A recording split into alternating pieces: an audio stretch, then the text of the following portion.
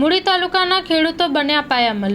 સતત 2 દિવસથી વરસાદ વાવાઝોડાના કારણે ઊભા પાકમાં મોટું નુકસાન થયું છે। મોઢે આવેલ કોળિયો છીનવાઈ ગયો હોય તેવું લાગી રહ્યું છે। કપાસના તૈયાર પાકમાં નુકસાન થયું છે। હજુ સુધી સર્વેની કામગીરી પણ પૂર્ણ થઈ નથી। ત્યાં 1 મહિના બાદ ફરી વરસાદ થતાં ખેડૂતો ઉપર આફત આવી છે। Story report by Jaysinh Sarola Sayla. 24 અને 25-26નો જે વરસાદ થયો હતો એને એક મહિના જેટલો સમય થઈ ગયો છે। ત્યારે ફરીથી આ પાસે 24-25-26નો જે આ વરસાદ થયો એ વરસાદના કારણે ખેડૂતોને જે કપાસનો પાક ગયા વખતે પણ ભારે પવન અને વાવાઝોડા અને વરસાદના કારણે પણ નુકસાન થયેલું, જેનું સર્વેની કામગીરી આજ દિન સુધી હજી પણ થઈ શકી નથી। જે ખેતરો ઉપર જવું પડે અને સર્વે કરવું પડે એ સર્વે થયું નથી। અમારી ત્યારે પણ માંગણી હતી કે તાત્કાલિક તમે ડ્રોનથી સર્વે કરો અને ડ્રોનથી સર્વે કરી અને ખેડૂતોને જે નુકસાન છે નુકસાનના SDRF મુજબ કે NDRF મુજબ તમે પૈસા તાત્કાલિક ચૂકવો। પણ 1 મહિના ઉપરનો સમય થયો પણ એ સર્વે નથી થયું। સર્વે નથી થવાનું કારણે ફરી વખત આ વરસાદ ગઈકાલે થયો અને આજે પણ ચાલુ છે। ત્યારે ખેડૂતોને જે મુખ્ય પાકો છે એમાં મુખ્ય પાક સુરેન્દ્રનગર જિલ્લામાં કપાસ છે। એ કપાસને મોટામાં મોટું નુકસાન છે। જે છેલ્લે વીઘે 5 મણ કપા ઉતરે એવું હતું એને એ પણ હવે ઉતરે એવું નથી રહ્યું અને જે કપાસનો પાક જો એને રૂ જે હતું એના ઉપર વરસાદ પડવાથી એ ખરાબ થઈ ગયો છે અને ખેડૂતોને વધારે મુશ્કેલીમાં ઉતરતા જાય છે। કારણ કે અત્યારે ખેડૂતોને ડીઝલ હોય કે મજૂરી કામના પૈસા હોય કે દવાના અને બિયારણ અને ખાતર આ તમામ ખર્ચો છે એ ખેડૂતને ઉપડે એવું નથી અને આ ખર્ચો ખેડૂતના માથે પડે એવું છે। અને અત્યારે મોઢે આવેલો કોળિયો આ વરસાદના કારણે ખેડૂતોને સીનવાઈ ગયો છે।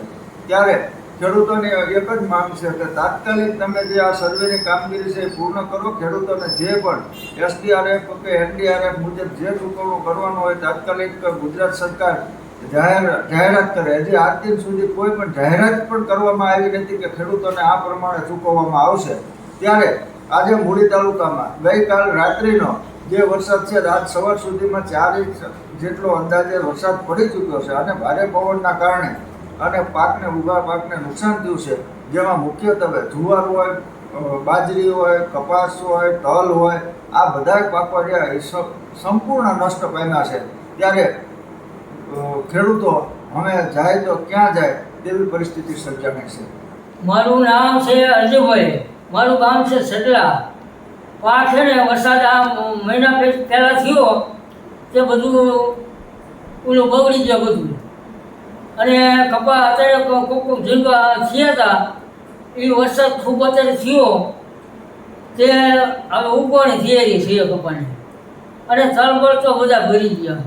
કાલથી જે વરસાદ ચાલુ થયો છે ને કાલ થયો છે, આજ રાતે વરસાદ થયો, હજી પણ વરસાદ આજની તારીખમાં પણ ચાલુ છે અને ચાલુ વરસાદમાં અત્યારે જે ખેડૂને કપા બચ્યા હતા ને વાંહે એમાં 5-7 ઝીંડવા હતા। 5-7 ઝીંડવા જે ફાટ્યા હતા ને એ ઝીંડવામાં પણ અત્યારે કપાસ્યા જે કપા મહિના 2 દી પછી એ પણ કપા ઉગાવવાનો છે અને આજ અમારે 1 મહિનો થયો વરસાદ બંધ થયો એ હજી આજ સુધીમાં એક પણ સર્વે કરવા હડલા મલકા કોઈ પણ માણસ આવ્યા છે અને ખેતીવાડી અધિકારી એક પણ સર્વેમાં અને જે માણસને આવ પાયમાલ થઈ ગયેલા છે એવા પણ કેટલા ખેડૂત છે અમારા ગામમાં અને સાહેબ અત્યારે આવે આનું સાહેબને દેખાડી શકું કે તમે જો આ ખેતર કે આ સાચું બોલે છે ખેડૂત ખોટા છે અને તમે અત્યારે પણ જોઈ શકો છો હજી બીજું કે અત્યારે જે કપાની પોઝિશન છે ને એ કેવી પોઝિશન છે હું તમને અત્યારે દેખાડું છું હકાલિયા એટલે તમે જોઈ શકો એટલે તમને ખબર પડે કે કપાની શું પોઝિશન છે। કપામાં હકાલિયામાં શું અત્યારે નીકળે છે તમે જોઈ શકો છો।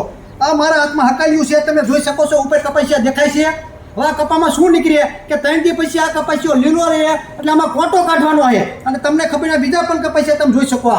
એટલે તરદાન ખેડૂતને પાયમાલ થઈ જવાના છે અને આ સરકારે 1 રૂપિયાની સહાય ચૂકવી નથી। ખોટા બાંગા વાતો કરે છે, સહાય ખેડૂતને ચૂકવવાની છે।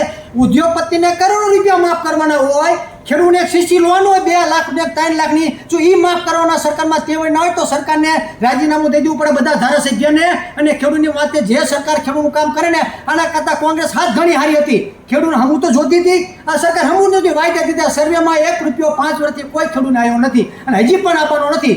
એટલે તરતન મારા તમામ ખેડૂતોને નમ્ર વિનંતી છે કે આ ભાજપ સરકાર ખેડૂત વિરોધી છે અને ઉદ્યોગપતિની સરકાર છે। માં motor driving, safe and sure driving.